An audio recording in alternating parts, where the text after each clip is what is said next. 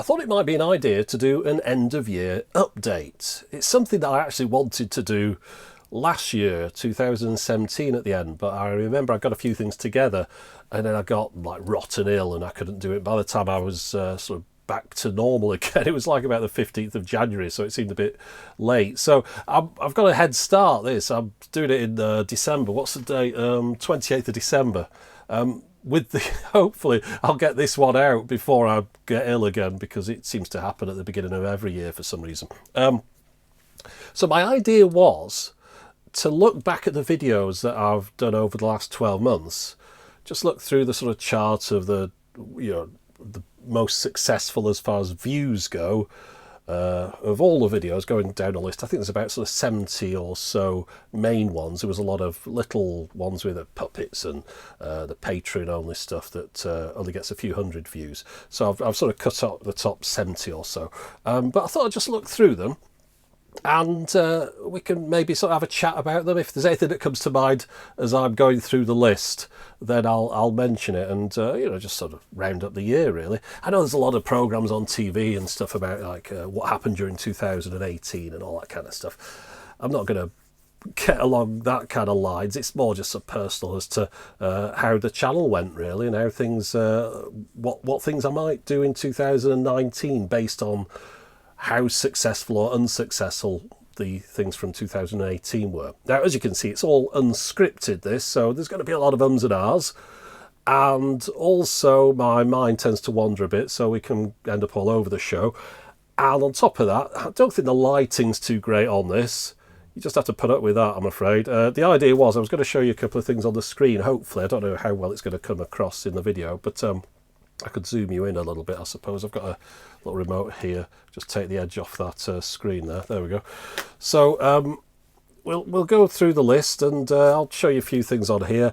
But yeah, I don't know about the focus. I think the focus is supposed to be about here somewhere. I hope it's not bouncing back and forth.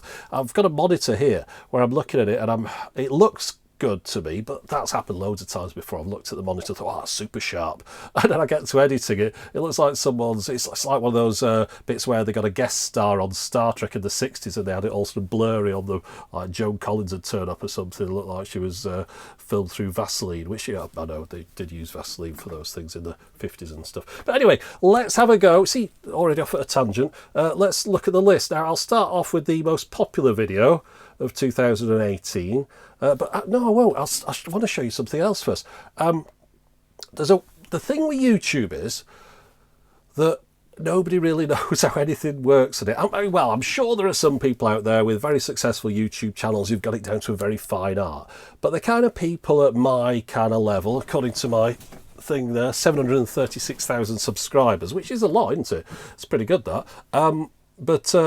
Yeah, even at that level, I still don't know what's going on. It's all very random. You can do a video and you think it's going to be a success and nobody watches it, and then you can do something that you kind of burp out in 10 minutes and loads of people watch it and you thought it was rubbish. So talking of which, today, the Nixie Watch video. Do you remember my original Nixie Watch with the tubes in it from 2010, that was? Now, of course, back then, I'm filming in standard definition. I don't have all the lights that I've got now. I'll talk about lights in a moment. I was recording onto the laptop's built-in microphone. The fan was going in the background. I mean, the whole thing was very amateurish.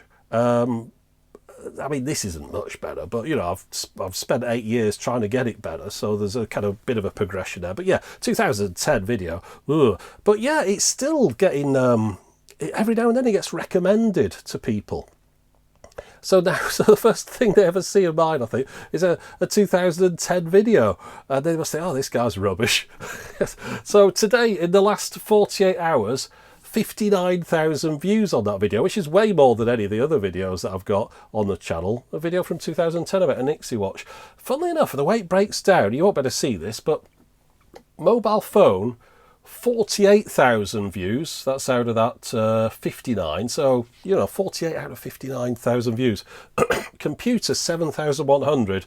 And then we're on to tablets and things that's sort of negligible.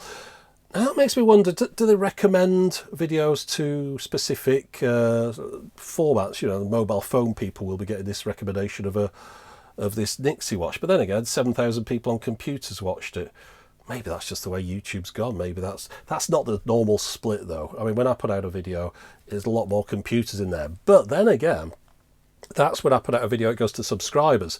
Now, I know subscribers on this channel tend to be a bit more mature. They're not the kind of people that just look at their phones all the time. So when a video goes out, a good proportion of the people will be watching it on a computer in Ultra HD or whatever, or at least on a large screen rather than on a little screen. But then again, that video probably looks better on a little screen. But yeah, just that's an example of the kind of weirdness of YouTube. A video from 2010 getting recommended again. Now, I've done another 3 Nixie watch videos, I think, 2 or 3 at least, after that one, about better Nixie watches and in better quality, in Ultra HD, super sharp. That one blathers a bit, that video. I go on a lot at the beginning, and it's really poorly done, I think. I mean, looking back at it now, it's rubbish, but it would be, you know, that's just as good as I could get at the time. But yeah, I wouldn't do it like that again. So yeah, it's a pretty rubbishy version of a Nixie watch video. I've done better ones since. I tried to revise that one almost in the next one I did by sort of compressing everything down, making it more interesting. But nobody ever watches that one. It doesn't get recommended. Right, so moving on, the top charts. Well, yeah, you can see there, I think, I don't know how good this, yeah, you should be able to. Top video, Anki Vector. That little rubbishy robot. Now, I mentioned this in a video a couple of weeks ago, I think, when I was mentioning it looked like the most successful one of 2018, and it was. 629,000 views. So by far and away the most successful one, and one that I really put out. I think I did it in 2 days. It was a bit of a rush job. And it's obviously just the subject matter on that one. People wanted to look at a review of the Anki Vector. Maybe there's like thumbnail was nice and sharp on it, and that interested people. It kind of stood out. Thumbnails seemed quite important, but yeah, I mean, I'm not going to get into the reviewing toys and robots business, but you know, if you did, it shows you that there's an audience there for it. Of course, not my usual audience. I mean, the usual audience, maybe 200,000 people from that 700,000 would have watched that, but yeah, the vast majority of it's made up of sort of new people turning up. So yeah, Anki Vector robot, yeah, yeah, okay, did really well though.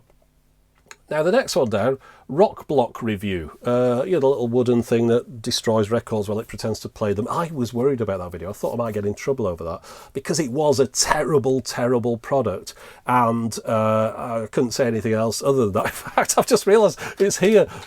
That's the Rock Block. It's holding a couple of little adapters, like microphone adapters and things. Oh, and a piece of paper that I picked up from John Lewis. So there you are. That's the carcass of the Rock Block.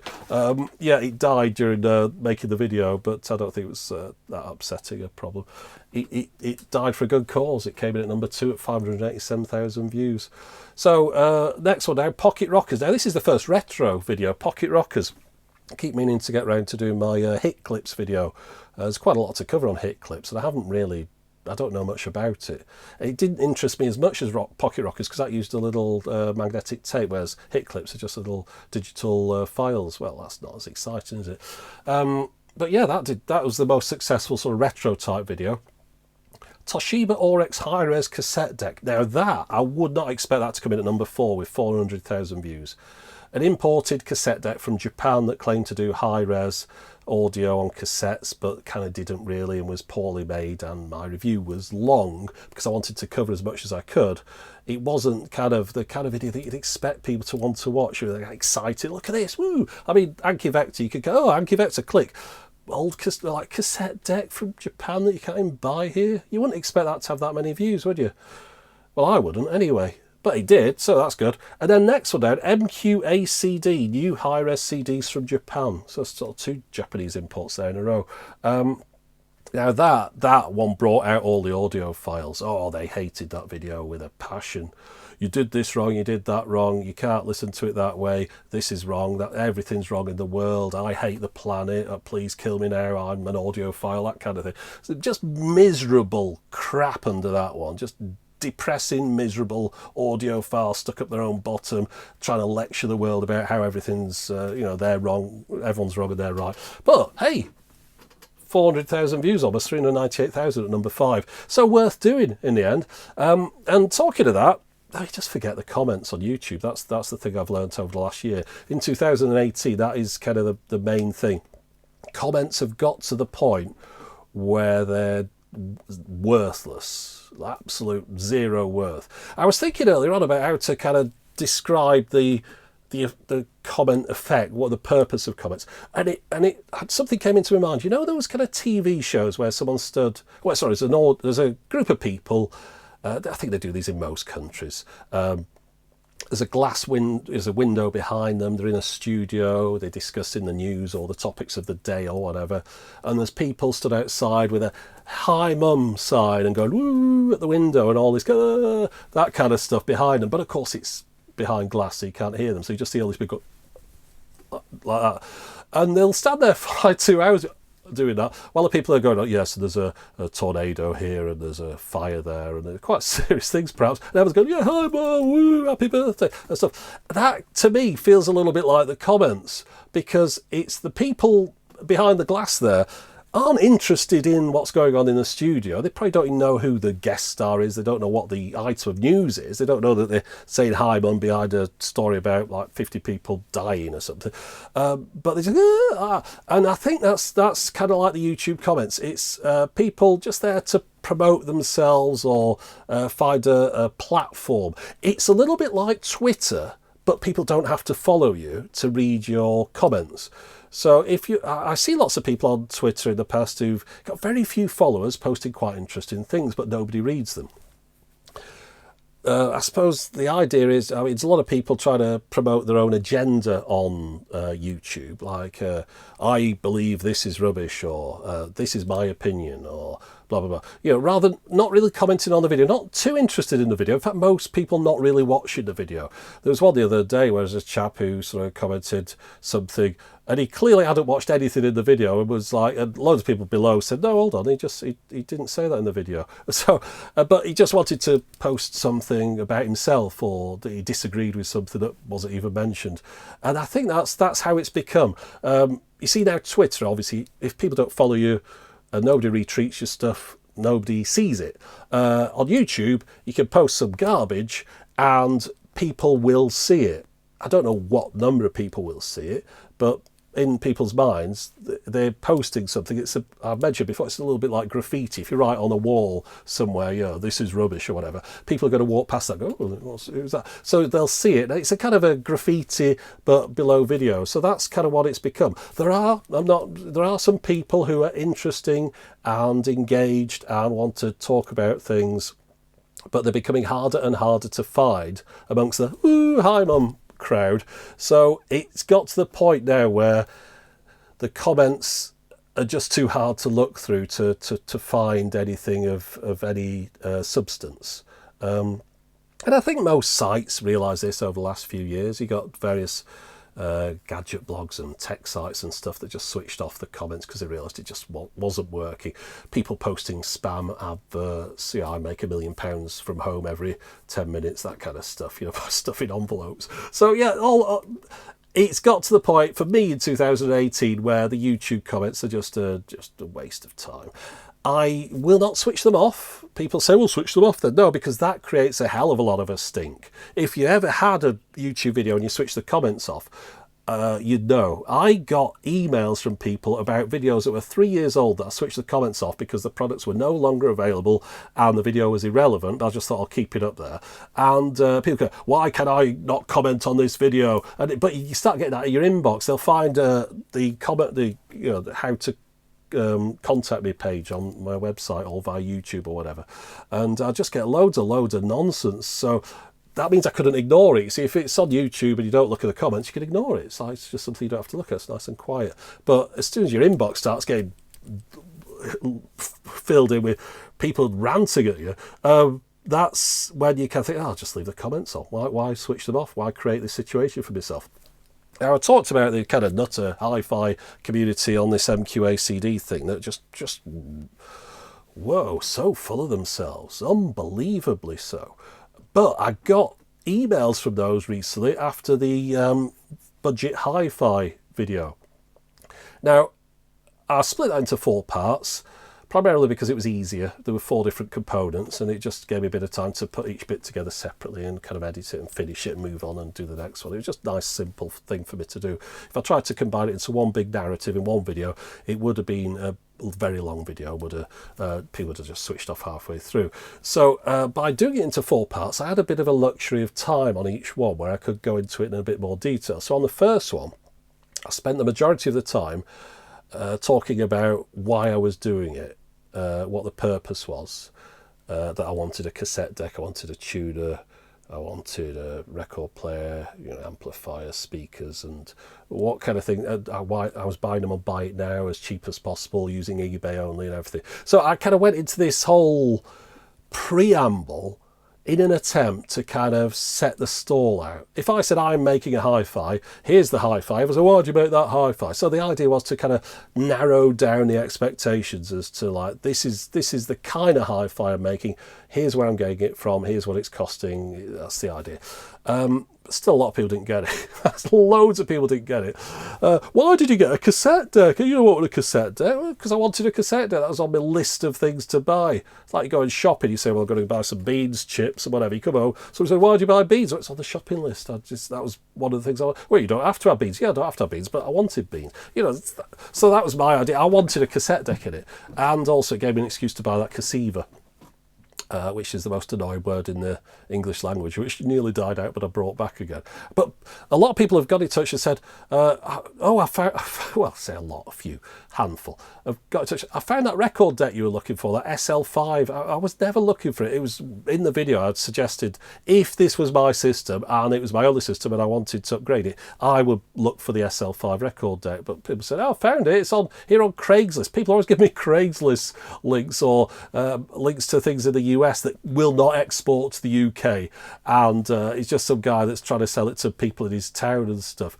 A lot of people send me links to the sort of ones in the Netherlands and all sorts of places, these forums that are in foreign languages, and the people won't export, and the thing's probably on the wrong voltage if it comes from the US as well. But I suppose they're trying to be helpful, but no, that wasn't the idea. I was just building a hi-fi, just a bit of fun, put a hi-fi together. Lots of people liked it. Lots of people got the video. But I'm going back to the kind of hi-fi nutters. Wow, I've got some multi-page emails from them explaining everything that I was doing wrong, what I should be doing right, why it's this, why it's that, trying to explain speakers and, oh God, like pages of it. Like, it would take you a couple of hours to type out, but kind of angry essays from people. It's a video, it's just a silly YouTube video where I've just put a hi-fi together out of bits I bought from eBay. I'm not trying to change the world here. It's just like, here's look what I've got. Ooh. But, oh God, I've been lectured to by hi-fi people following that video. They've found my personal email from various contact places and lectured me on the intricacies of hi-fi. Now, that is the exact kind of person that I'll rail against, because my enjoyment from hi-fi comes from the kind of, I'd say, the lower end, the more interesting stuff, the things that are affordable and people could potentially buy, and they would sound fine to the vast majority of people, not these people that listen, I can just hear a slight sibilance. Look, and most of these hi-fi guys don't even listen to anything, I think. I mean, if you look to their record collection or their CD collection or their lossless music file, they probably have about 10 records or the equivalent of. And they're like, put it on very, I can just hear something wrong with that. Let me just adjust everything and buy wireless speakers. And anyway, so yeah, the hi-fi guys, they're insane. However, my videos aren't aimed at those people. They can go to the boring hi-fi shops with the big power amps that are just like a big block of something with one button on the front that says like, turn me on for misery. And that's not my stuff. I want flashing lights, VU needles, buttons I can press. I don't care if it doesn't sound as good as your £10,000 hi-fi. I wouldn't spend that much on a hi-fi, but anyway, there we go. So, moving past the top 5, I've got to say there, top 5, I've also got another list from 2018 of the most successful videos of 2018. I think, that's the same thing. Why is he talking about the same thing? No, I'm not. Those are the 2018 videos on this list and how well they did. This is the list of the videos the top 100 videos from 2018, but included all the previous year's videos. I think I explained that really badly. But out of those top 5, they're not all. Well, I'll tell you what, at number 1 on the most successful videos, full stop, of 2018, was the reel-to-reel tape recorder, the most successful music format in the world. But then again, that one did come out at the end of December 17, so I can understand why that's in there. So really, that is the most successful video of the year, with 835,000 views, so beating the Yankee, which is 629,000. I haven't got any million view videos this year, but that's done really well, that video about the reel-to-reel. I think the title gave it away. You know, people complain about clickbait titles, but it's the thing that gets people to click on a video. And if you've got people to click on it and then they enjoy it afterwards, what's wrong with that? You know, if it encourages people to watch a video that they find entertaining. If you have a clickbait title that says like the best thing in the world ever, and you click it, it's like a sound of a fart or something, then that's not right, is it? But if you have a good video but nobody's watching it, then put a good title on it that gets people to watch it. I don't think there's anything wrong with that. So that was number 1. At number 4 was my video about VHD, which was the forgotten 1980s video disc. I don't know how old that is. It's at least a year and a bit. And then at number 6, the Nixie Watch again. You know, the one I was talking about earlier? That's at number 6 for 2018. So, yeah, that's just like a perennial classic, even though it's a pretty poor video. Number 7, 8-Ban, you know, the mini tiny records on the little record player from Japan. Now that again was an end of 17 video. That was like the last week in 2017, so I can understand why that's in the 18s. And number 8, Wi-Fi night vision IP camera. Now this is the most ripped off video that I've ever done. People keep re-uploading this. Chinese websites and stuff keep re-uploading this to YouTube and then putting a link to their store saying, you know, buy here now, and it'll have like an arrow pointed down below. So I'm constantly putting takedowns in for people reposting that. Not a great video. It's just about a Wi-Fi night vision camera. Do not know why that is so successful, because I've got other videos that are kind of around about the same subject. Nobody watches them. It's just it must get suggested or something. Yes, that's it. And then at 10 is the MQACD, so that's at number 5 on this list. Right, now just a bit of a weird cut here. I've got to jump in because things have gone a little bit awry. Looking at the video as I was editing it, putting it together, just basically stitching these 4 parts, I noticed that I get to number 5 in the charts, which is what you've just seen. And then the battery died, as far as I was aware, so I swapped the battery over and carried on. But the next stage I've got is at number 12. And I realise what it is now. The first clip stopped at half an hour. That's the maximum you can record on one of these cameras. It's that weird law about importation and exportation of video recorders, and if it can record over half an hour, it's classed as a video recorder. If it's under, it isn't. Therefore, it's subject to a different tax rate and something like that. Anyway, it doesn't matter about that. Don't worry about that. But I noticed now, of course, we've got to go back and we've got to do 6 to 11. So the continuity on this is going to be a disaster. But I'm going to go back because I don't think we should do the top whatever and miss out number 6 to 11, should we? I'll tell you what, this is a long video as well. I was just looking at how long that is. 1 hour 22, so it's going to be longer in a minute when I add this bit in. So let's, without any further ado, let's get on to number 6. Number 6 was the record. Am I different on this camera now? Am I zoomed in a bit? Anyway, you'll be all right. I'll be back to normal in a minute. Number 6, the record runner.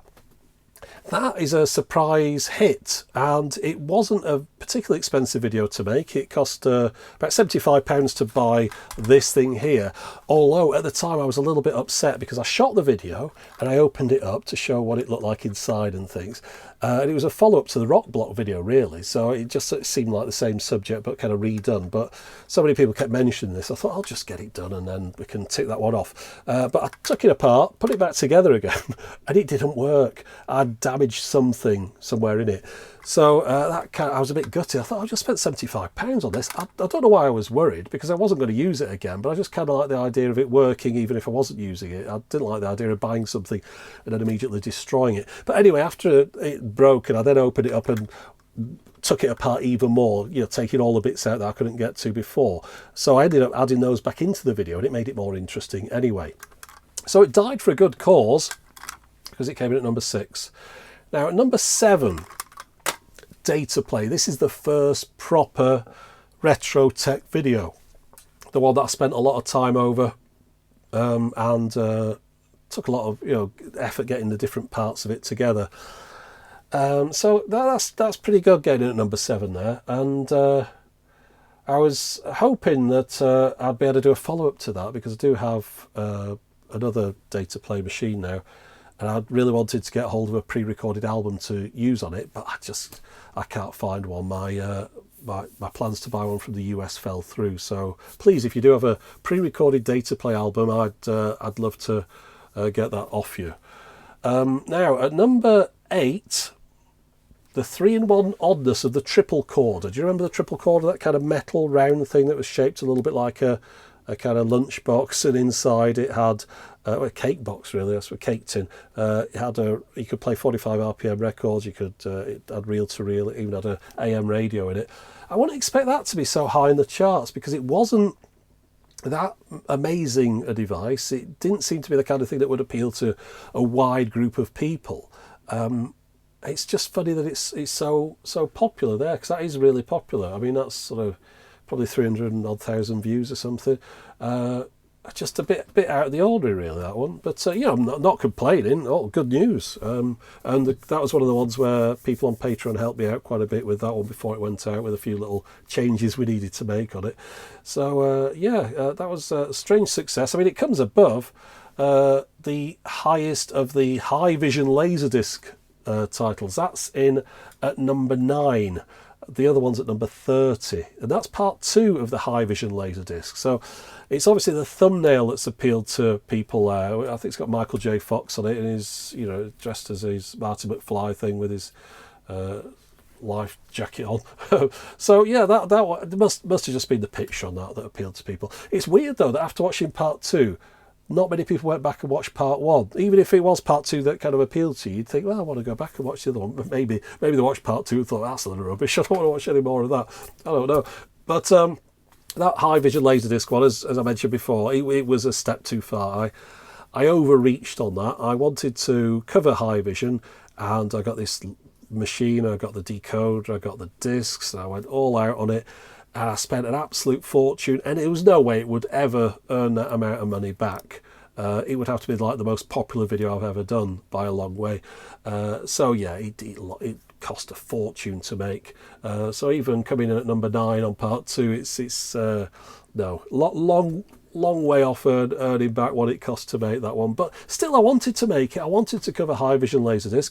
It's a shame the machine died, because I wanted to do more in that video, but I can't get it repaired. I've tried it with a chap locally. Nobody can repair it. I'm not buying another one. I'll just draw a line under that. Now the Chronixie, the eye-catching edge-lit clock display. That's quite a funny one to be at number 10. The thumbnail isn't particularly appealing. I tried to do my best, but I couldn't really make it look interesting. That's true with kits. If you show them as sort of broken apart as a kit, it doesn't look interesting. If you show the finished version, it doesn't really show that it was a kit and putting it together. So I tried to sort of do a variety of pictures, 3-in-1, and I don't know, it's strange that appealed to so many people, but I think I got linked off a few different sites. I think they sold a lot of those as a result. In fact, I think they might use my video on their website. I remember going back, it was it did really well for a while as far as sales for them. Did I make any commission on those? I can't remember. I wasn't in contact with the chaps, but I don't know, did I put a link to eBay on that? Yeah, I think I did. I think that one didn't do too badly. Now this is a weird one, the Soundburger, the little record player that I don't know why that appealed to so many people, just a little portable record player in at number 11. I think maybe, it's that, oops, I can't even do it properly. That thumbnail there, maybe that was interesting. Maybe it sort of stuck out like a yellow thing with a black thing on it, kind of jumped out on the page, because thumbnails are important, of course. because are people really that interested in little record players? I don't know. But then again, talking of that, we go then on to the Sony FH7 Mark II. And that one really appealed to people as well. Now, I took a bit of effort over the thumbnail on this to cut out the background, showed a few different things. I don't think the thumbnail appealed really, though. Maybe people just like looking at hi-fis. Well, at least that's what I thought. After a couple of these hi-fi videos seem to do a bit better. And that is what I would have called a cheese sandwich video. It's like, here's a hi-fi, put it all together. That's it. I didn't have to repair anything. I didn't really have to do any kind of background history of this hi-fi or any of that business. It was purely just showing hi-fi from the past. And it was strangely popular. And it kind of sticks out a bit like a sore thumb, that, because there's no kind of magic behind that, or I can't say, well, this is the part that really interested people. But as a result of doing that, I've kind of got more into the idea that I'd like to do more hi-fi videos. And I think that's the bit that I come on to next if I edit this bit in and go on to the next section. So I think I'll stop this here, and then I'll go back to the bits that I filmed earlier on. So I just used the opportunity there to put a new battery and get myself a cup of coffee and a water, a couple of headache tablets as well. I get a lot of headaches at the moment, and I'll write that down. I found my pen, so I know what I write down headaches, because I'll explain why that is later on. Nothing serious. Don't think I'm going to drop dead anytime soon, but bits of me keep falling off. Oh God, all stopping working. Anyway, right, so where did we get to? We got to the hi-fis. I was talking about what I was planning on doing there with hi-fis, and then I got into fifth gear for some reason. God, my mind is just, I think it's all wired up wrong. But yeah, oh yeah, that was it. I know now. Right, okay, so hi-fis, yeah. So I did my plan is to do videos about more kind of normal hi-fis that people might want to buy, general ones. I mean, I was thinking of getting a different one for my parents. My parents like 1,000,000 years old. And my dad had a stroke in the last year. My mum's had a stroke in the year before, perhaps. And, it's like kind of nearing end of life, unfortunately. But, that happens. I mean, we can't pretend it doesn't. But as a result, he rang me up a few days ago, before Christmas. He said, I forgot how to use the hi-fi. Now, his hi-fi isn't like mine. It's not like buttons everywhere. But still, when I think about it, I'm trying to think which hi-fi they've got. They've got like a mini system or something. There are quite a lot of buttons on it, and more than it needs to have. So I was thinking in my head, I could perhaps do with getting them something that's dead easy for them to use. And I was thinking, I bet their hi-fi don't even have a DAB radio on it, which isn't much use nowadays. They could get loads of different stations and stuff. I know before Christmas I was listening to some sort of Christmas station with the missus in the car. It was quite, that kind of thing that you can do on DAB that you can do on FM. Just have a sort of temporary station. With no adverts on it as well, which was nice. So I thought, well, maybe I should get me parents like a simpler hi-fi, something that's dead easy to use. And I thought, well, if I do that, I could get it in, do a video on it, put it back in the box, and give it to them as a gift, a nice little thing for them to have, and swap out their other one, which obviously my dad's forgotten how to use. So I was looking around for dead simple hi-fis with a CD and a DAB radio on. And there's some kind of, they go a bit expensive. There's these Ruark, that's not how you pronounce it, I know, but Ruark, like M4 or something, R4, not too sure. But yeah, they're like about £700 and stuff. Well, they're not interested in hi-fi to that degree, that kind of, it's got to sound perfect type of hi-fi. They just want something that sounds all right, they can use. So that kind of got me thinking again, that I could maybe start doing more videos on those kind of things. Things that people just want to use, that simple, they're not into like the best of the best, but they don't want to waste their money on like the worst of the worst either. And it ties in, so that's hi-fi number 12.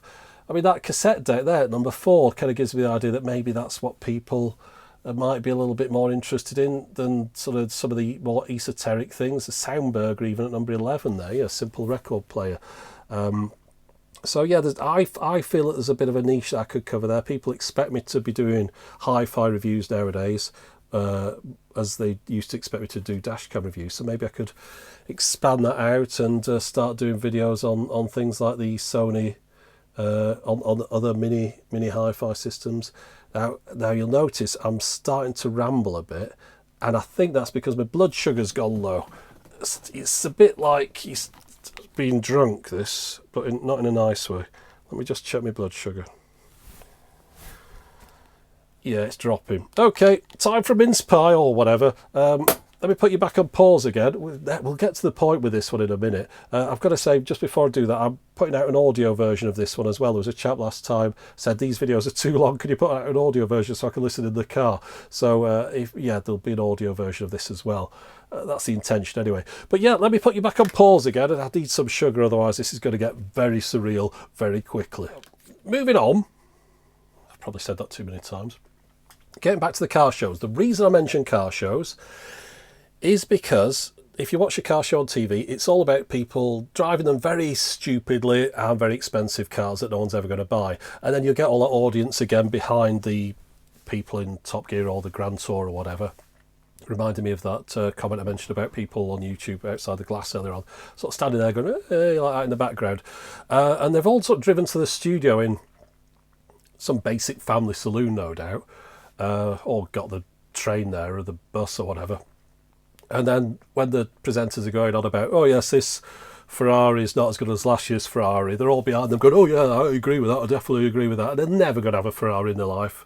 If they were, I mean, the kind of person that would spend £150,000, £200,000, whatever on a car, is not going to be the kind of person that turns up at a Top Gear studio and stands behind and people going, oh yeah, in the background. So it's all kind of nonsense, really.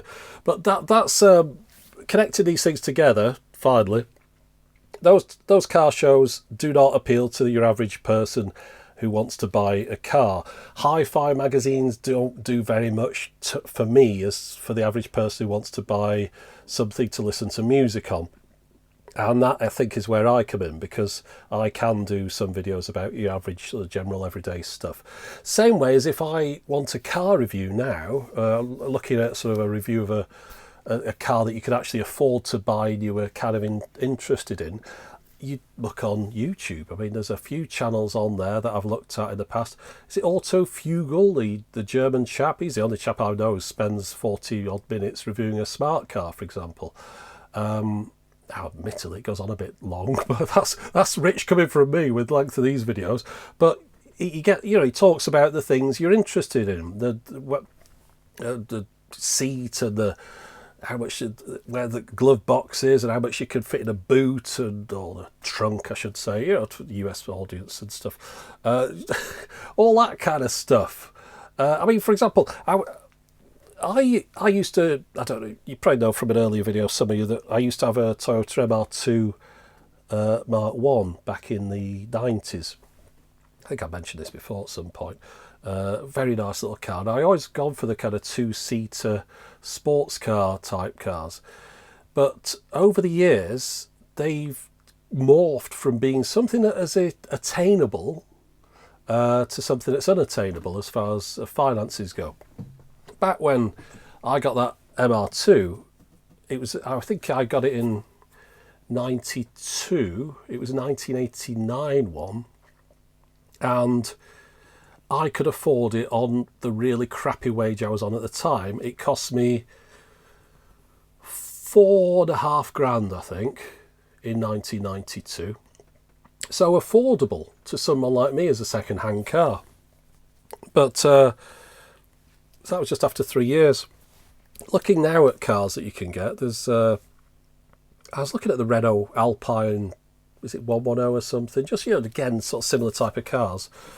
Totally unaffordable for me. And also, I looked at when you see a proper review and they go into it, they show you the storage, like the amount of space in there that you could for putting stuff in. There's no storage. They haven't thought it through at all.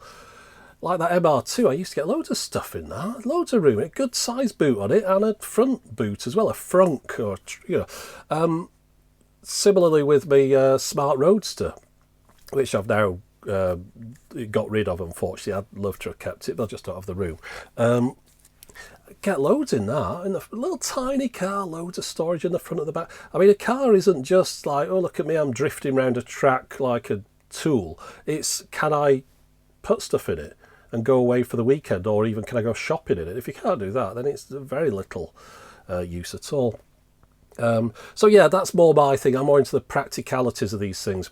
not into the kind of high end. So hi-fi magazines, all into the kind of £1 million stuff that no one's going to buy. Car TV shows into the £1 million stuff no one's going to buy. That's where YouTube comes in. That's where people will talk about real life things. That's like Kai with his cameras, talking about them in a realistic kind of way with his own personal opinions. Same with me. I tend to just go down my own route with things. Talking about hi-fis, there's a chap in Richer Sounds in Manchester, nice bloke. I think he runs a shop. He keeps getting in touch every now and then. I said, oh yeah, if you want to borrow anything, you can do. I make some videos about it, or you can even come down the shop and film some stuff. All very helpful. He's not being like cheesy about it. Just a nice chap. And well, there's two things. I can't be bothered going to Manchester again. I've commuted there for 25 years. I just really don't want to go ever again. The journey just makes me feel sick thinking about it. It's like a 2-hour round trip each time. But that's not the main thing. If I took hi-fis from him off the shelf, out of a box, demo ones, whatever, I couldn't then say, oh, this is absolute rubbish, don't buy it. What an awful sound. The buttons feel cheap. It's like poorly put together. You can't do, it's not, it doesn't leave me that freedom. So that's why I was thinking of sort of buying things and then reviewing them, putting them back in the box and sending them on eBay. Talking of that though, I've got to be more careful with stuff. When I did the budget hi-fi review, I picked the speakers up at one point and I stood on the speaker cable because it was screwed into the bottom and it sort of dropped immediately and put a big dint in the bottom of the thing. So I'd only had it like, I don't know, a few days. And it's already looks knackered. So that's the trouble with me borrowing things from people. I'm going to mess them up, and I don't want that stress as well. Right, let's go down this list a little bit quicker now. The Wiki Reader, number 13, the little hi-fi. Sorry, what am I talking about now? Still not got the blood sugar properly read at the right levels, but a little internet device that isn't an internet device. It's got the Wikipedia on it, but it doesn't connect to the internet, offline internet. That's at number 13. I think I can see that. That's an intriguing little item. Nobody's really done a video about it. The thumbnail was quite nice and bright. People, you could describe it quite quickly. Excuse me, I'm just going to cough. I'll cover the mic. Right, now at number 14, the tape recorder no one wants to see, the interview recorder. Again, bit of a clickbait title. But not, because it was true. It was the tape recorder no one wanted to see. If you saw that tape recorder, you were being interviewed by the police. You did not want to see that tape recorder. So, kind of clickbait, but true, and with an interesting video behind it. People on the Patreon, when I put the pre-release out on that, helped me quite a bit by pointing out a few things that I should have said differently or things that I'd made mistakes on. And then when I went back to edit those, I realised there were a few other things that I could have done differently, so I re-edited a few bits.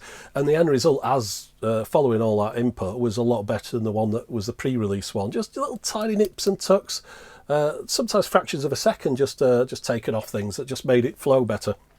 So I'm quite happy with that video. And that's done really well at number 14. LED watches, that Pulsar LED watch. Now that was a weird video to put together because I kind of had this idea in my head about LED watches and I wanted to do something about them. And I started off with this Pulsar watch and the video kind of expanded as I was making it. I kept adding in little bits of history and bits about it. And at the end, it was quite a complicated video, a lot more complicated than I ever anticipated it was going to be. But it seems to, again, have done quite well. I think it might be that thumbnail with a big LED on it that attracted people. But then again, the next one, boring thumbnail. Denon DP47F. It's just a record player and a picture of a record player. But again, that did very well. I've got to say, in that video, I said that I bought this record player to be my last turntable, and it's the one that I want to keep, and that's the end of it. Ever since I've got it, I haven't quite got it working right. There's been a little hum on it. And it probably needs all the capacitors replacing, all the whatever it is. It might be. I don't think it's a ground loop feedback because I've eliminated all that before. It's not that kind of hum. It doesn't vary that way. Just it's something electrical, I'm sure, inside it. So I'm a little bit disappointed with it. And yes, you'll say, "Oh, get it repaired." No repairmen near me. People. I mean, where I live in the country. It's hopeless for people repairing stuff. You know, the high vision laser display, I got the guy to put the new circuit board in it and the power board, and then it died while I was making the video. I took it back to him. He doesn't know what's wrong with it, but I've come to realise he doesn't know what's wrong with anything. I've took a few things to him. A micro cassette recorder that had a really weird squeal, like an electronic squeal, on playback. And I thought, well, he'd just replace the capacitor, resistor, whatever. It'd be something like that that's died, you know. I'm used to that kind of sound before on things where some components dying and, you know, making it a high-pitched thing. Couldn't fix that as well. So I don't think he can fix anything. But that's the only guy I've found within about a 30-mile radius who claims to be able to repair these things. So I have got nobody that can repair these things. So if I get something that is not working, I can't repair it, and nobody else nearby can. And yes, you might say, well, there's this chap in Slovakia who can repair it. I'm not posting things off. I'm not in that kind of business. I want to be able to take it to some guy and pick it up when he's fixed it. He's had that high vision player now for about 3 months. He's a clown. So yeah, I would have recommended him if if he was good at fixing stuff. But yeah. So anyway, that's my Denner DP47F. Weird that that's so high to me, because it's just a review of a turntable. This is the cheapest, easiest, simplest, quickest, laziest video that I put out that's done the best about the Casio calculator. Got this Casio calculator from Japan. I was ordering something else at the same time. I think I just got it from Amazon in Japan. I'm not too sure. Dead cheap. Got it sent to me along with the other thing. I had 2 things. I did a video about the other one. I thought, I'll have to get around to that calculator sometime. I'll tell you what, I'll just do a quick video in between other things because something else hadn't turned up or whatever. So I sort of voiced it as I was doing it, very lazily. But, you know, it got the point across. It wasn't like a shambles of a thing, but there wasn't much to say. It's a calculator, isn't it, that plays a game. What can you say about it? But yeah, 313,000 views at number 17 there. So that was an unexpected success. I don't know what it is that appealed about that one at all. Maybe it was a title. The 1980s Maths Teacher's Enemy, Casio Number Invaders Are Back. A bit of a wordy title as well. The thing with YouTube titles is, depending upon the platform that someone's looking at it on, there's only a certain number of words fit on the screen, less on a smartphone than would on a tablet than would on a desktop. So you need to get a kind of snappy title on there that explains what it is, but also gets people's interest. It's very hard with about 4 or 5 words, without getting sort of like best thing ever, you know, that kind of clickbait type stuff. But I want to go back on that. You know how there was this talk. I've seen a few YouTubers go on about it. People sent me links to it, but I just couldn't watch it. But people talking about how putting a face in the thumbnail. I've mentioned this before in videos. It kind of annoys me, this kind of surprise face in the corner. Oh, look at this. Oh, wow, most amazing thing ever. And people have their mouths open. In fact, I'm going to do a tangent to the tangent this. You know when people take a picture of like people at a party or something, and there's always that person with a and they kind of, I don't know what they're trying to do. I know it's kind of become human nature and natural thing, a bit like, you know, you get the Japanese people do all like, yeah, on every picture, it's become a normal thing to certain cultures. Over here, it's this mouth open thing. I don't know what that's supposed to signify. Is it supposed to signify the person saying hooray or woo, or they're in the middle of talking? Yeah, what is that supposed to be a snapshot of, like a moment in time when the person... It's supposed to indicate that they're having fun, I think. But what fun involves you going, oh, well, actually, don't answer that. But yeah, it's just the weirdest thing that's become more and more prevalent over the last few years. Of course, I'm talking as a older statesman of the YouTube now, but yeah, that face, that surprised open mouth, blow up doll face, it's just... It annoys me because it doesn't mean anything. Anyway. But yeah, the reason I wanted to mention the face, the surprised open mouth, blow up doll face in the corner of thumbnails, is because people have mentioned in the past that promotes the video. People will click on it more. It somehow YouTube algorithm clicks on it, promotes it to other people. I don't know. Not for me. I can tell you that for a fact. If we just go back, where are we up to now? We're up to number 17. 1, 2, 3, 4, 5. Notice any faces on those? No. Most successful video, robot. Right, go down 6, 7, 8, 9, 10. Okay, well, we've got a little woman in the corner of the data plate. Probably wouldn't even register because it's like a tiny picture. Well, that's why I stuck her in there, to be honest. I thought, if this thing about faces is true, let me stick a face on it. I'm not putting my own on. So I put the woman off the data plate packet on there. Marty McFly, well, I don't know, I suppose that could have interested people, but that's the only one out of those. There, look, that's got a clock, that's a record player. Look at this, look, can you see the faces? That's a bloke out of In Excess, there's half his face on there. But yeah, so there you go. Faces, not doing it for me. Whatever these people think, it's like the big attraction to get people to watch their videos. I say bunk 'em to that, at least as far as my channel goes. Moving down, CD video, that was a retrospective one. That took quite a while to put together, getting all the different bits together. Did it at number 18. The Superscope Pro CD player, do you remember that one? Still got that over there. Very useful little thing. In fact, recently I bought the CD player with an optical out because I wanted to use it in another video that I'm still planning on making. I'm waiting for something to come from the US. I realised that's got an optical out on it, so I could have used that. I didn't need to bother. First dashcam video, number 20. My favourite front and back dashcam, the Aoki DRO2D. I've even put best dual 1080p under £100. Apparently the price has gone up since, so it's not £100 anymore. So that thumbnail's wrong. But yeah, that's the first dashcam in the top. 70 or so I've got here. So that's the only one. I think that's the only one in the whole list. Now I did do about 4 or 5 of them, I think, in a year. No, 3 or 4 maybe. But yeah, that's it. That's the only one in the top, half of the list.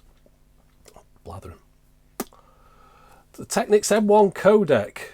I think that's a thumbnail thing. I think people like the idea of that's why I got it. Because when I saw the video, sorry, let's see if we can zoom in on it. When I saw the pictures on the Japanese auctions of what looked like a boombox, but with the edges missing, it caught my eye, and I think that might have caught other people's eyes when they saw it. And then we're on to the quadraphonic vinyl record there. That was a surprise hit. It kind of had a bit of legs, that one. Of course, it immediately gets everyone to say, oh, it's not the first quadraphonic vinyl record in over 30 years. In fact, in 1997, this was issued, and in 1998, that was issued. Yeah, I was just quoting what they said on the press. That's what they said. I'm not going to go looking through every single record ever made to see if what they say is true. But anyway, there you go. I suppose I could, what would I say? Playing a new quadraphonic vinyl record doesn't sound very interesting, does it? Could be a new, like one from the 1970s. I've just got in the cellophane. So, you need to kind of, there's a bit of license in these titles sometimes. This is a clickbait title. This backwards vinyl record isn't just a gimmick. I kind of deliberately went out on one of those kind of you won't believe what happened next type of titles there. Maybe it worked. I don't know. But yeah, a backwards vinyl record, is that the kind of thing that loads of people would normally be interested in? This kind of thing encourages me just to go all out clickbait on the titles. I'm not going to do it, but you can see how it could work. Certainly to get some people to watch these things. Vinyl video, number 24. That's a good one for that one. Expensive video to make, of course, getting all the equipment together, but I think it's earned it back and a bit more besides. And of course, I got another video out of it where they sent me that follow-up vinyl record, so it all worked out in the end. But when I ordered that was off a suggestion off a chap on Randy Riddle, who'd seen my other videos, and he suggested that I should get one of these. Good suggestion, because he'd already done a video on it himself, covered everything. There was nothing left for me to say, so I was kind of ended up repeating really. But I tried not to watch his video within a couple of months of making mine, because I tried to sort of forget everything about it and talk about it as though it was new. I think he didn't open it up though and have a look inside, so I did that, and of course there we find the Raspberry Pi inside. So yeah, I had a bit of interest in it that way. In fact, that ended up getting a bit of publicity through the Raspberry Pi people, so I think that helped, opening it up helped considerably. Let me just drink this. It's probably annoying you that I'm holding it and not drinking it. Right, I'm going to take that section out because you don't want to watch somebody drinking. That's not very interesting. Pasta maker. Oh, that was loud, wasn't it? Why'd I do that loud now? Pasta maker, number 25. Now this, I want to do kitchen gadgets. People love kitchen gadgets. They're successful videos. People like watching them. There are no kitchen gadgets. A number of people that get in touch with me, do more kitchen gadget videos. Kitchen gadgets have died off in the same way that record shops have died off, and there's a lot of things that died off over the last few years. It was of an era where, hey, get this for your kitchen. Not only does it do that, it does this, and oh well, I'll send you some free knives with it and stuff. It's kind of an era. It's kind of been and gone in a way. Now people want things that do things, And also a lot of kitchen gadgets were probably about unhealthy type food, and of course people have gone on a bit of a health trip, haven't they? It's not all about deep frying everything anymore. So I always keep my eye out for a kitchen gadget that I can do a video about, but there aren't any, and I can't make them up. And I'd love them to come up with loads of nonsense every few months, and I'd bring it out and say, look at this piece of silliness. Just they don't do them. Even, you remember the horrible egg thing there, the egg popped out the top, and that video was quite successful. They don't even make those things anymore. So that shows you, like, even those, which was I think they were on all sorts of websites that don't make them anymore. Even the copies of them they don't make anymore. I don't know what that's about. I did get an omelette maker the other month, and I thought this could be a video, and I ended up getting 2 of the same one because I'd actually bought a fake. And then I thought, well, that could be a video. I should talk about a fake omelette maker and what the difference is between that and the other one. Still thinking about it. I don't know how good a video that would be, though. An omelette maker. I mean, again, it's not an interesting enough gadget. Put an egg in it, leave it, the egg's cooked when you open the lid. Although this one does explode every now and then, so maybe that could be of added interest. I'd probably have to do it in the garage or in the garden, probably better. I don't want egg all over the garage. The Stirling engine kit, that was an interesting one. Putting that Stirling engine together, that was the first assembly video, I think, in this list here. Number 26, ebooks in the 90s with Sony's Data Discman. I saw this thumbnail earlier on, thought that's a bit of a grim thumbnail. Originally I'd done one with pictures of all the Data Discman all lined up in a kind of with the boxes and stuff. Even did a bit of Photoshop type stuff on it, making it tidying up the background, moving things around. And then I thought, well, I must have thought about that face thing again. I thought I'll put my face on there. Now, I don't know if that's helped it at all, but it does provide a sense of scale that the other picture didn't, with just a lot of stuff. It was too busy, too many things on the picture. I think the pictures have to be kind of clear and simple and like, oh, that's that thing. A bit like the little codec earlier on. So I think what I'll do with this one, I'm gonna take the background off it, make it all white, and then it'll stand out more and see if that helps it at all. Now, sometimes I do go back and alter the thumbnail if I realise it was a bit of a mistake. The recordable paper from 3M at number 28. I like that one. That was one of my favourite videos of this ones we've got through so far. Just a really interesting gadget with some interesting recordings on it and a bit of funniness as well in there that actually kind of makes me laugh, even though I made it when I watch it again. So that's the recordable paper. Straight after that, another retro tech one, the Show and Tell, the 1960s multimedia system. That was a very... it took me a while to get around to that video. I got this massive box of Show and Tell, and then I was only realised after when I started shooting it that all the films in it had kind of faded, which was a shame. But again, lots of interesting stuff in that. The video, the thing about Churchill in there and a little record player and all that. So yeah, it's probably about the right position in this chart, but I like that one. I thought that was a good one. The high vision laserdisc. See, there's part 1 there, number 30. What was the other one? At number 12 or something, I can't remember what. 242,000. Let's just go back, actually, because I've written the other one down. Number 9 it was. 355,000. So 355,000 for part 2. 242,000 for part 1. Weird, isn't it? The Calcu pen. Now, that was only recent, wasn't it? That's really jumped in there. In like a bullet, straight in at number 31, the Calcu pen. I mean, that was October. Was it? No, it wasn't. It was November. Was it even December? It might have been December. It's very recent, that one. So that's a successful video, that was, for just something like that. A bit of behind the scenes on that one. Bought 2 Calcu pens for that video. I bought one that had the instructions with it, and but it wasn't working, and I bought another one that didn't have the instructions with it because I wanted the whole set. It's the one that wasn't working with the instructions cost more than the one that was working that I got a really good deal on. All in together, they probably cost 100 odd quid or something. But the one that wasn't working, it did kind of work. The buttons, when you put a battery in it and press the buttons, you could get certain numbers to appear, but not others. And I think it was like the membrane behind the keys has failed. I tried a contact cleaner on it. It didn't really help too much. Kind of temporary did, but then it faded again. The thing is, they're all sealed, they're all like glued together, you can't take them apart, so it was goosed. But yeah, that sometimes what you see on the videos is like a few things added together. But there's no point going into it in the video because it's a bit boring. But yeah, 2 CalcuPens made the CalcuPen video. At one point, I was planning on showing them both in the video. I'd shot some stuff, but then I thought, well, people might think it's a bit excessive getting 2 CalcuPens. So I took that bit out. Now the V2000, number 32, probably a bit disappointed with the position of that. That video was a massive effort. 2 Video 2000 players, a lot of capture work, a lot of history in it, a lot of research, loads of research. Probably most research I've done as far as I can think to talk about a product. And at number 32, I mean, I don't know financially how that did. Probably not as well as the amount of time I took over it, because if you think, I mean, it's not just the cost of the items, we mentioned this before, not just the cost of the items, but it's the time. You spend 2 weeks non-stop doing something, you'd expect to get paid for it, wouldn't you? So add that hourly rate onto the cost of the thing. It's probably a loss maker, that one.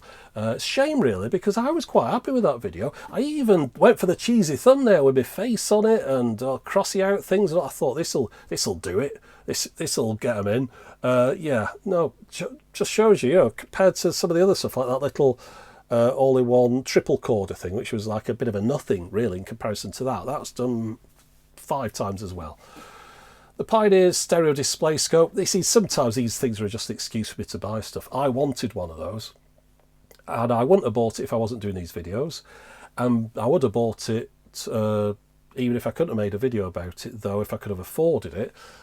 But because I do these videos, this doesn't make any sense, because I do these videos, I bought it and made a video about it in an attempt to recoup some of the ridiculous cost of buying the thing. It was about £1,000 or something, I can't remember what. It was a lot of money, 800 or something.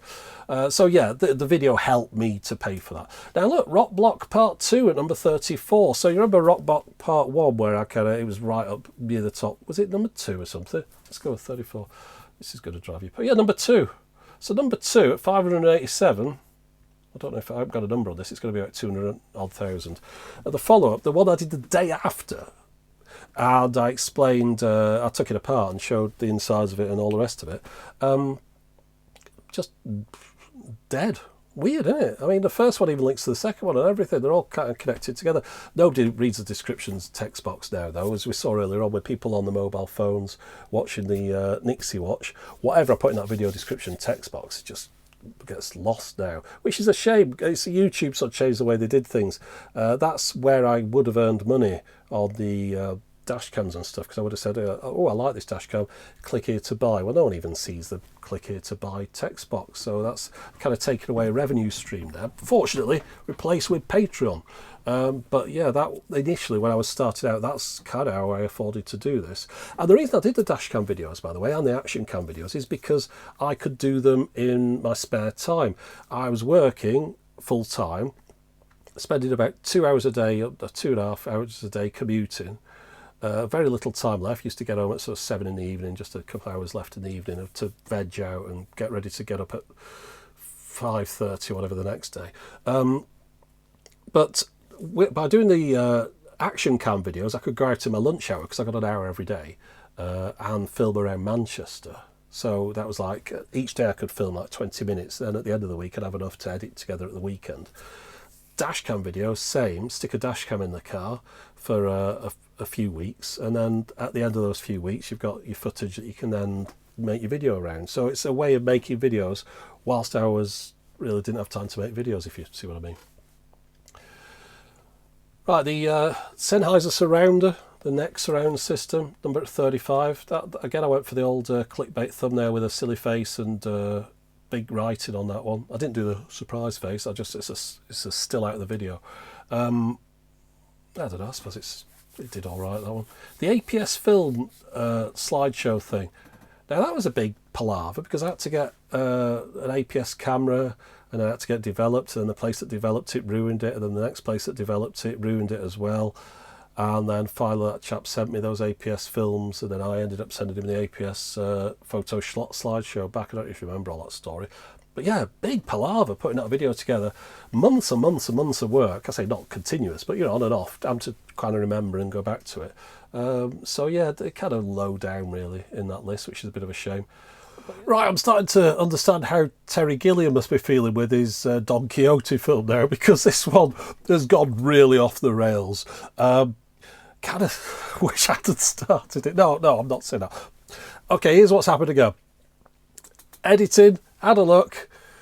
I've lost the footage of 37 to 60. Now, I know I didn't go into any of these in massive detail, because there's a few of them I kind of skipped past, but still, I'm one of those people who never likes repeating myself. Oh, did I tell you I'm one of those people who never likes repeating myself? No, it's one of those things, I think everyone's got their pet hates. One thing for me is having to do something multiple times. I'd be terrible in a play, if you had to sort of do the matinee and do the same play. I just couldn't do it. I don't know what it is. It's just, it kind of annoys me hearing myself say something twice, because the second time round, it's not spontaneous, it feels kind of cheesy. Which is why the bit I've re-recorded earlier on, I don't think I said anything the same as I'd said it the first time round. That's lost forever now. It's like a Doctor Who episode from 1960 odd. Right, so here's where I got up to on this one. Now, when I get up to 60, I know that's where I have to stop. But yeah, I say the continuity on this is going to be insanely terrible. I got up to my printer at number 37. Now, obviously, I just bought a new printer because I wanted a new printer. And anytime I buy anything, I think, that could be in a video. I make a video about it. So I made a video about my printer. Strangely successful. It's not going to be a start of a load of printer reviews. But again, it kind of gives me this feeling that there's a big audience out there just for normal stuff.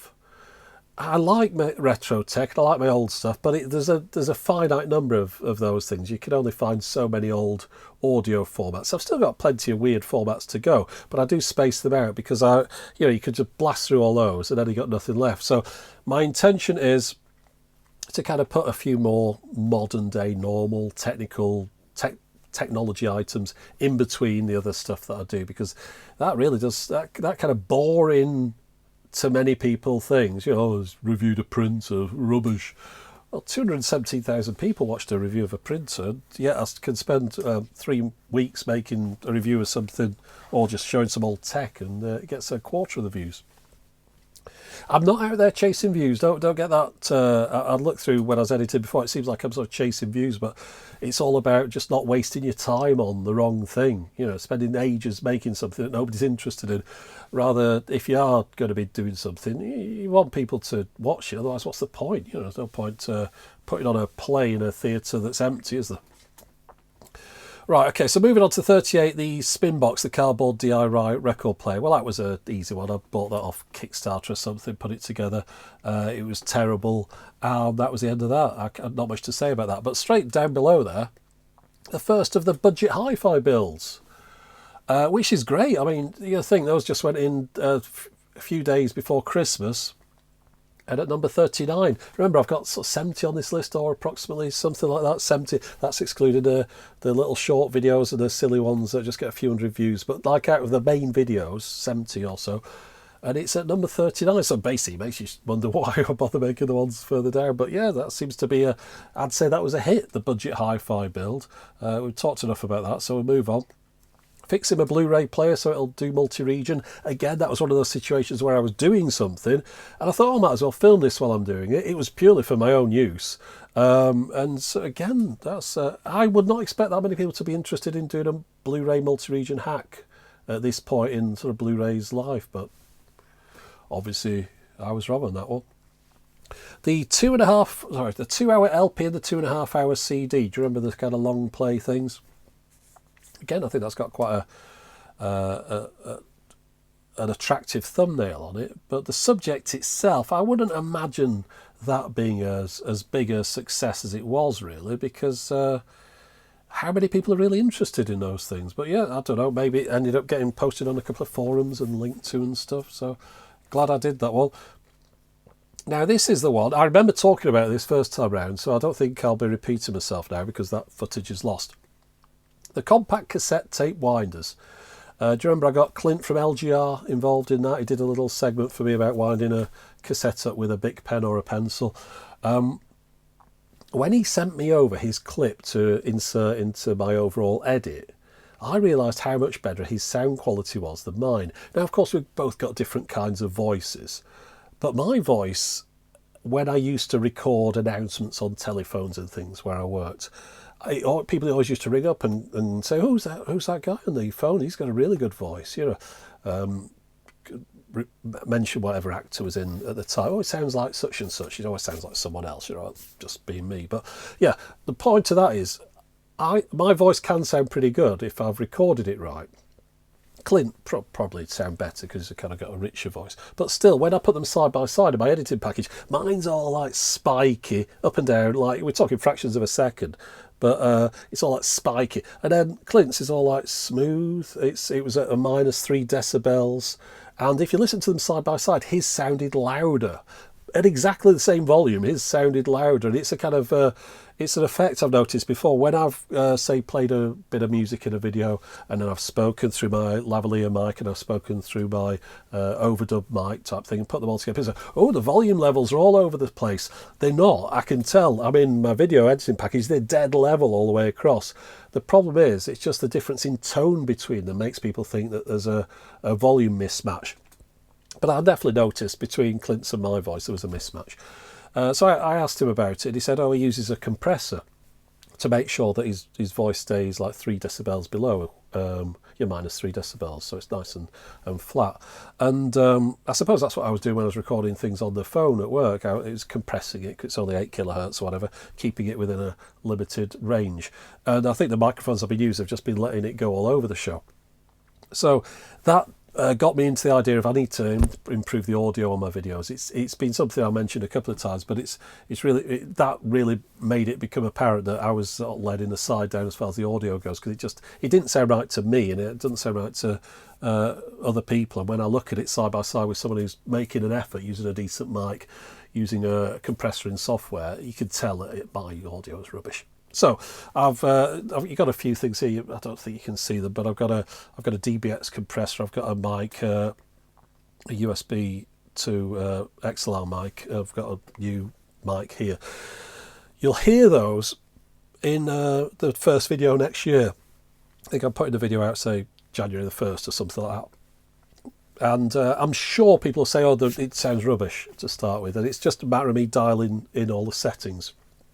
But I need to get it. I need to improve it. So it's just a matter of me just getting used to the equipment. And at the moment, I've noticed when I'm talking to it, you can hear sort of mouth movements, your sort of tongue clicking and stuff. So I need to sort that out. But yeah, anyway, that video, compact cassette tape winders, even though it's no relevance to what I'm talking about now, it did make me realise that the audio on my videos is just in need of an overhaul. Talking of audios, this can't hear the TV thing, the wireless Sony speaker that you take from near your telly, put near you so you can listen to it. Now, I got that for my parents, my mother specifically, because she's pretty hard of hearing now. And I gave it to them and they haven't used it. I knew this had happened because they're always like this. Whenever I've given them anything that will improve whatever situation they've got, they never use it and they'll just stick with what they've got. So I go over to their house, the volume on the telly, which is one of these tinny thin televisions, is still like a full volume, dead loud and like really nasty to listen to. The speakers sat by the telly doing nothing, and they've got the subtitles on popping across the screen. Now, if you've ever seen subtitles on a live TV show like the news or say a sporting event or whatever, they type in them as quickly as they can, but they're well behind what's going on. It's awful experience to do. So I thought this would have been a good idea for them, and it would if they used it, because just yesterday a chap got in touch with me and said, thanks for making that video. After seeing it, I bought one of those things. He got it for his mother. She loves it, and now she can watch television without the subtitles on, and he just got in touch to say thanks for that. And that's really nice when people do things like that. Something that I've done has had a positive effect somewhere. Always makes me happy. Wish it could be with my own family, but that's just how it is. They've always been very stubborn with adopting any new technology. But yeah, it does work, and I'm glad that I made that video, because that chap said, I'm glad you'd made the video because I would never have been aware of the product otherwise. Because, I mean, who's going to, that's going to be advertised on television. Old people that can't hear, or anyone that can't hear, aren't going to be watching YouTube for these things, and they don't even know they exist anyway. What are they going to search for? So unless somebody actually makes a video about it, shows it to the people who could then make a difference by buying it for someone else, then it's never going to get the publicity. So I like finding things like that, things that people don't know exist. When I show it to them, they do then know it exists, and they can give it to the right person. It always makes me happy. Tape recorders of Mission Impossible, Episode 1, number 44. Good result there, about where I'd hope it would be. There will be an Episode 2 coming shortly. I have, well, I say shortly, a few weeks. I've got the tape recorder I want for the Episode 2, which is the second most popular tape recorder used in the Mission Impossible episodes. I plan on doing a silly introduction to that one again, like I did last time. The only thing is, I've got the tape recorder out. I started getting it ready for filming it. I realised I needed some reels for it. Luckily, I've got plenty of 3-inch reels, so I put them on, and they looked out of place. I thought, well, what's going on here? Turns out that the machine uses 3¼ inch reels. So it took me a while. I managed to find some 3¼ inch reels in Italy. The chap posted them to me before Christmas. They're on their way to me now. Once I've got those, I'll be able to do all the shots of the thing and have it, so pretend that it's talking to me and stuff, and also show how it works. But yeah, then I've got all the clips. I spent, I think it was Christmas Eve or maybe the day before, getting all the clips out of the Mission Impossible episodes, screen capturing them, the ones that feature this cassette recorder, tape recorder, I should say, and then I'll edit those into that part too. So that is coming along shortly, and it's quite popular, that video, which I was hoping it would be, because it's kind of, it's something that people would be drawn to, perhaps, with Mission Impossible being out recently as well on a Blu-ray and stuff. A lot of people, quite a few people, got in touch and said they weren't aware there was a Mission Impossible TV series in the 60s, which is, I mean, I suppose I can understand that. If it doesn't get repeated and people are a little bit younger, then they wouldn't, would they? And some people got in touch and said it hadn't been played in their country, so obviously they wouldn't have been aware of it. So yeah, funny, isn't it? They're only aware of Mission Impossible, the movies. Recreated the reel-to-reel Mindhunter TV show minus the corpses. Okay, the Sony... Can you see this behind me? Yeah, the Sony reel-to-reel tape recorder is still here. I do intend to open it up one day and have a look inside and see if I can get it to work any better. That video, lot of effort into that. I thought that... You know, when you do certain videos in your head, think, oh, this is going to be a big hit. I'll spend a lot of effort on this. So I did, and it wasn't a big hit. It was sort of unsuccessful, I'd say, really. Spent a lot of time getting the different things together, the microphone and the reels, and getting the chap in America to make me reels to my specifications and all that. It just didn't really have the legs that I thought it would do.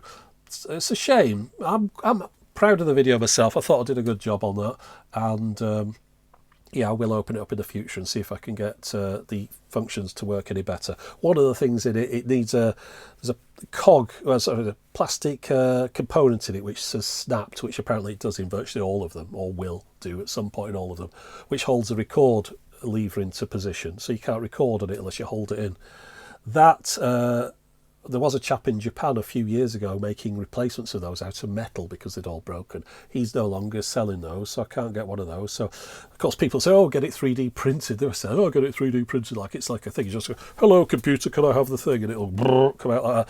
It's not as easy as that. I mean, this thing's like a kidney-shaped thing, but a weird shape, and inside it there's like a slot that a component, a bit like a lock, and you'd have to know all those measurements, those precise measurements to the millimetre. Given the thing's smashed into little pieces, you're not going to be able to do that. I think what I'll do is, if I can get inside it and find the right part, I'm going to carve it out of wood. That's my idea, you know, because of course you can play around with that more than I can with a 3D printer thing, and it'd be more interesting for me to do. So yeah, that's for the future.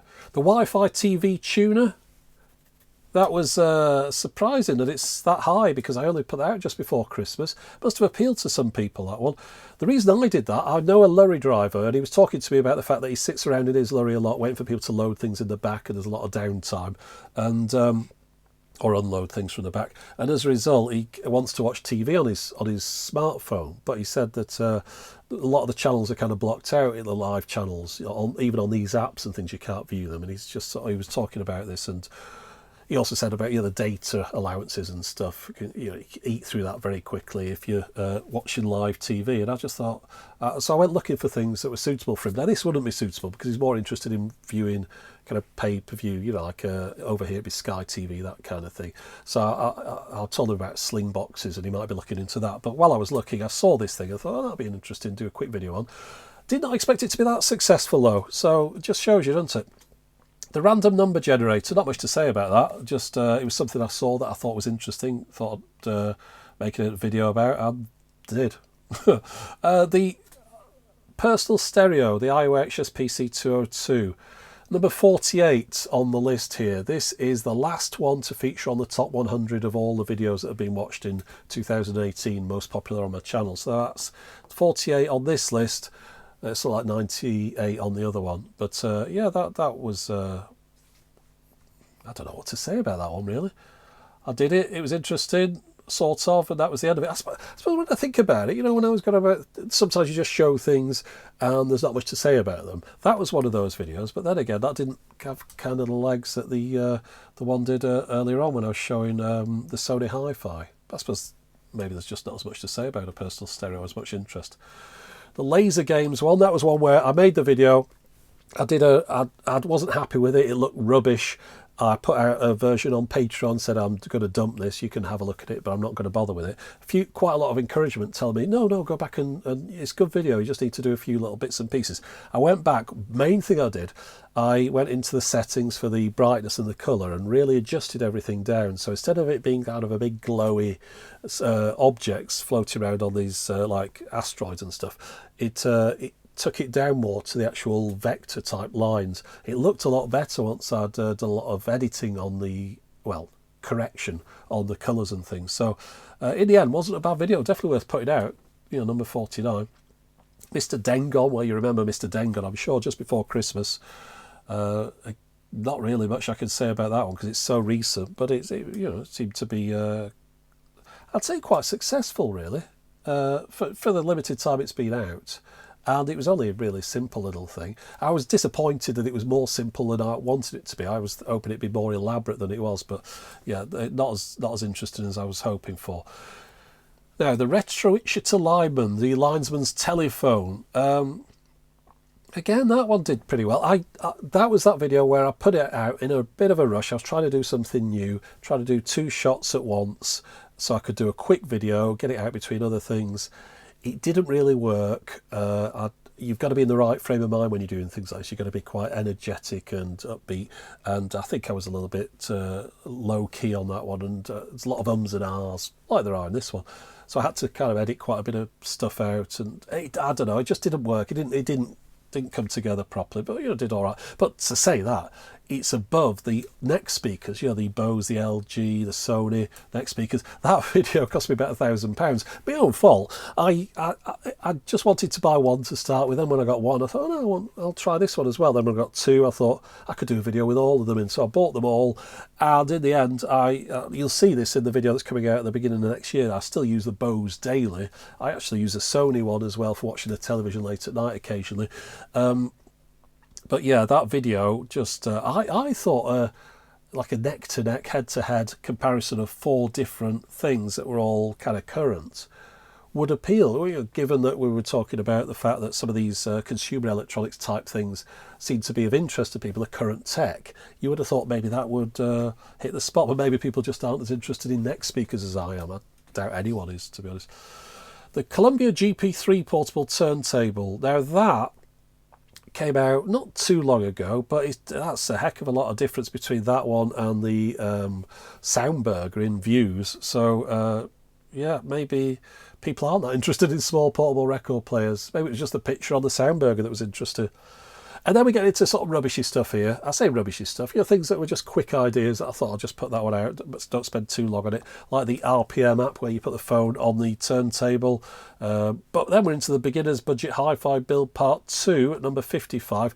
The numbers really dropped off a long way after the first one. It went from like, I'd say the first one was 100% of viewers. The second one would have been like 60% of viewers, or 60% say, and then the next one was like 50, the next one was 40, so it kind of a massive drop off, a bit like when you get one of those movies at the box office, it does really well on the first weekend, and everyone says, hold on, it's rubbish, and tells all their friends, and no one goes to see it. I don't think it was really that. People were intrigued at part one, and then once they realised what it was about, they just didn't watch the other parts as much. But still, relatively successful as far as videos go. It wasn't a failure. Now we've got part 2, 3 and 4. So add them all together with part 1. I think it was a good idea, and a lot of people seem to like it. The people that understood it liked it anyway. Got quite a lot of positive feedback from just people saying, oh, I really like that series.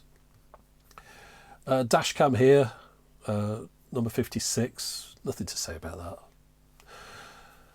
SQ6 instant camera. Right, now this was a big effort because, of course, I got a couple of films, went loads of different places, taking photos, and I think the camera itself was quite expensive, sillily expensive. It should not be that expensive for a little instant camera like that.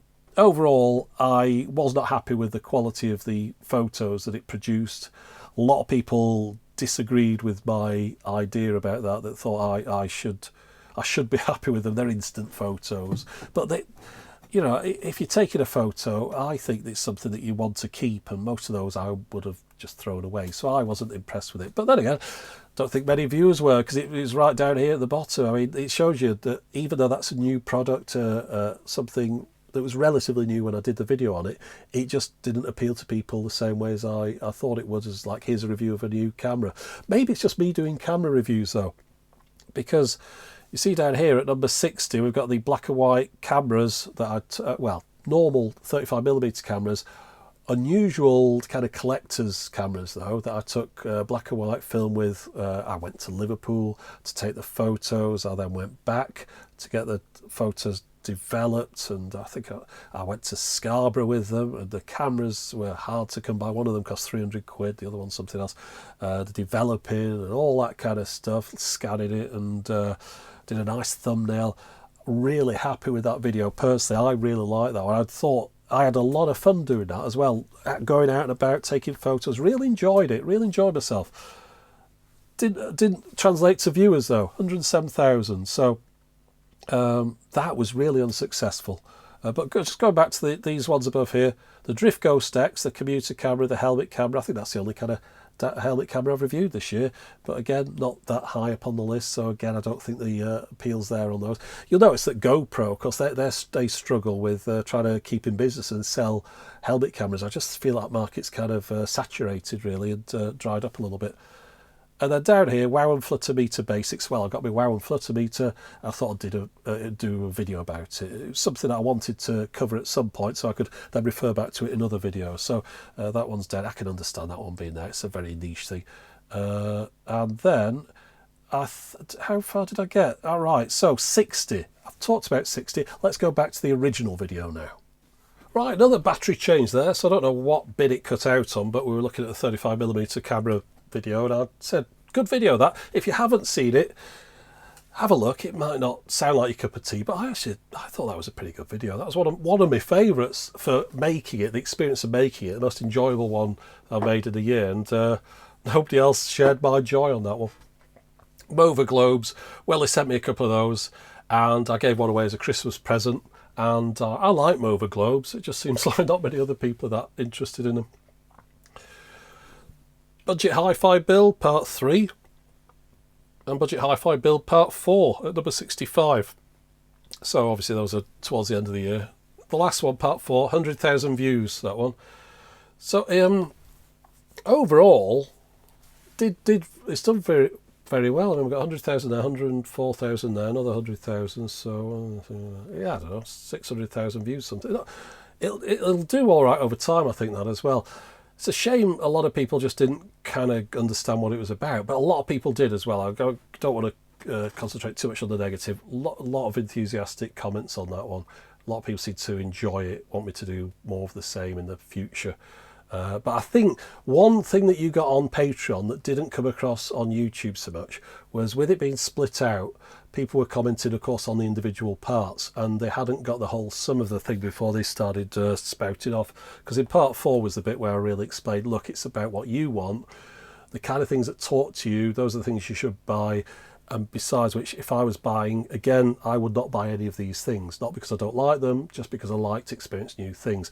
That bit was on the final part. You got that with all the other parts, so you could understand that that was the kind of the overall arc. On YouTube, that part came 4 days or 3 days after the first part, by which point everyone had kind of vented rage on parts 1 to 3. Well, not everyone. The people that did that kind of thing did.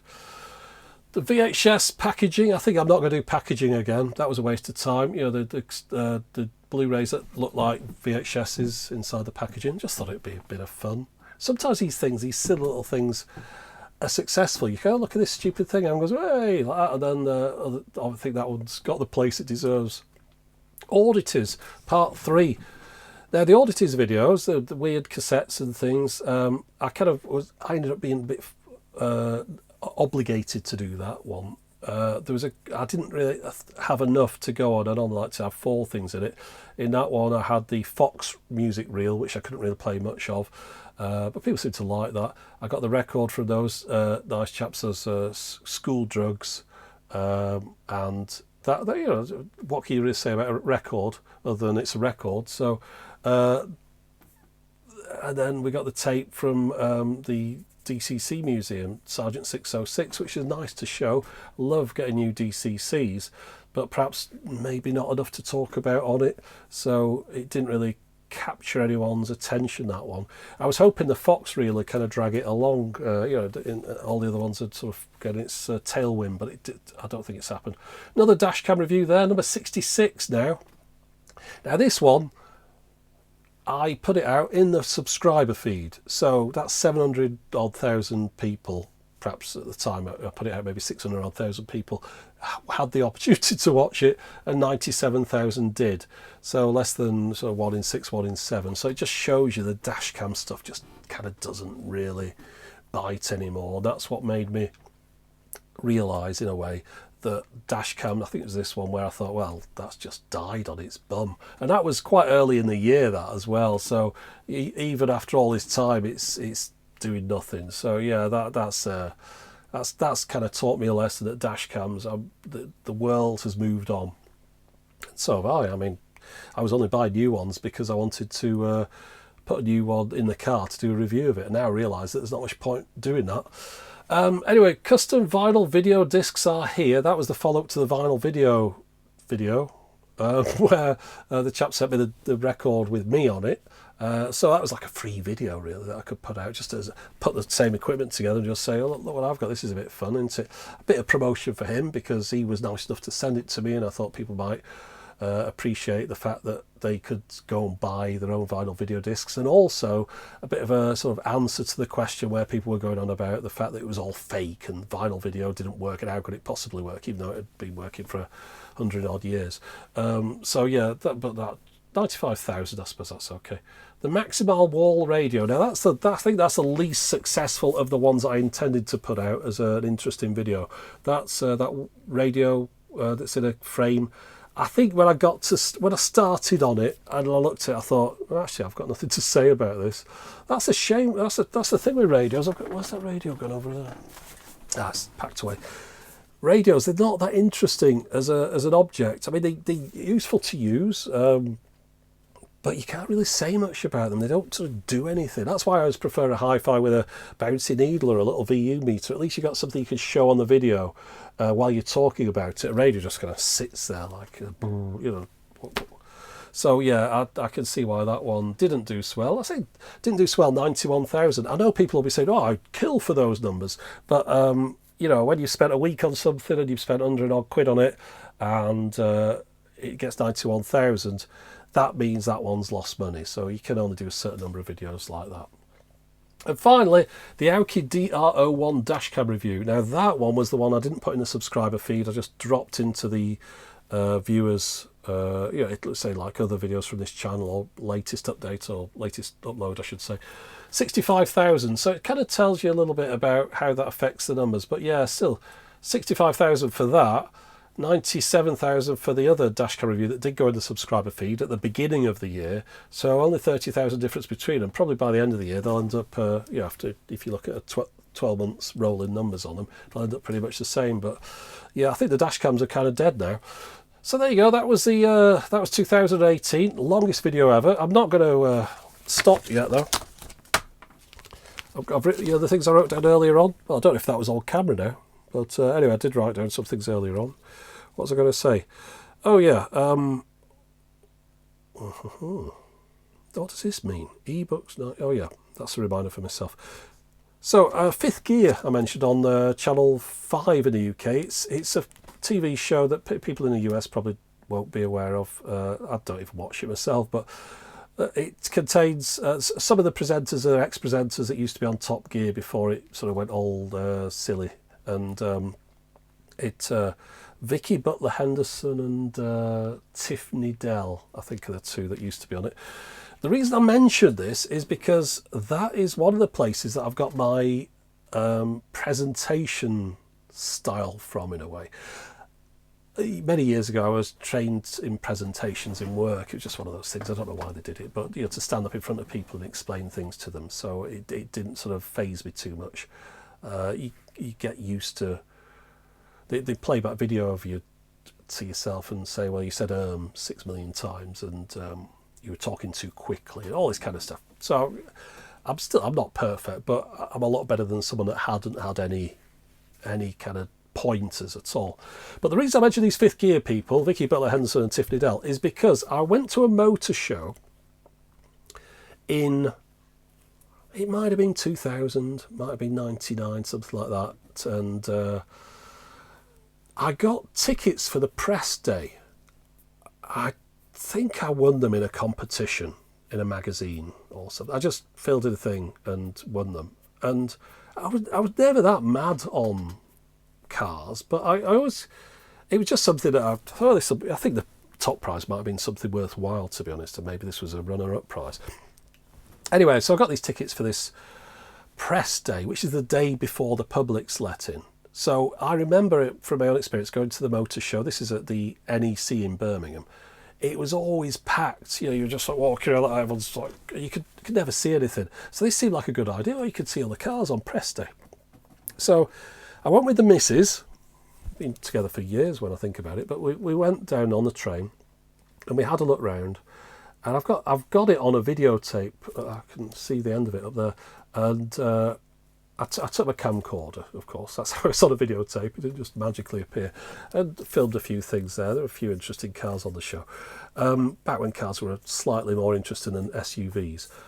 But getting back to the point, I was stood up on the sort of second row looking down, and I could see Tiffany Dell and Vicky Butler Henderson recording for Top Gear at the time.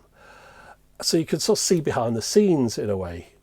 So I could see Vic. I think Tiffany was smoking, or Vicky. I think they were both smoking. So just like waiting around, all these bright lights like I've got here, sort of all lit up the area. So it's obvious like something's going on. When you see TV being made, but they were just sort of sitting there, like faces like thunder, like bored to death.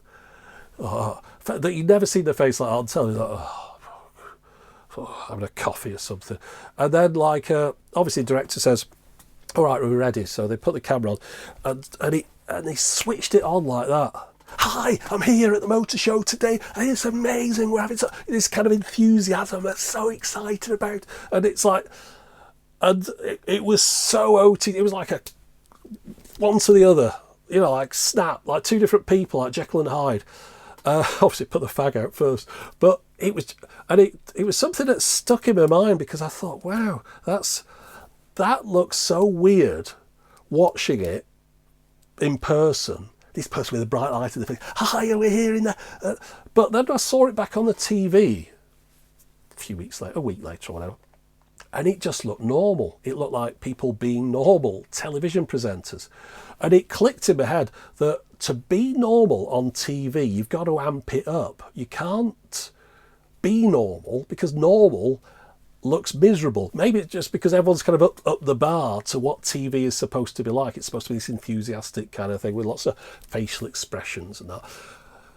And yet, like, if somebody was like that in real life, you'd think they were a complete nutter.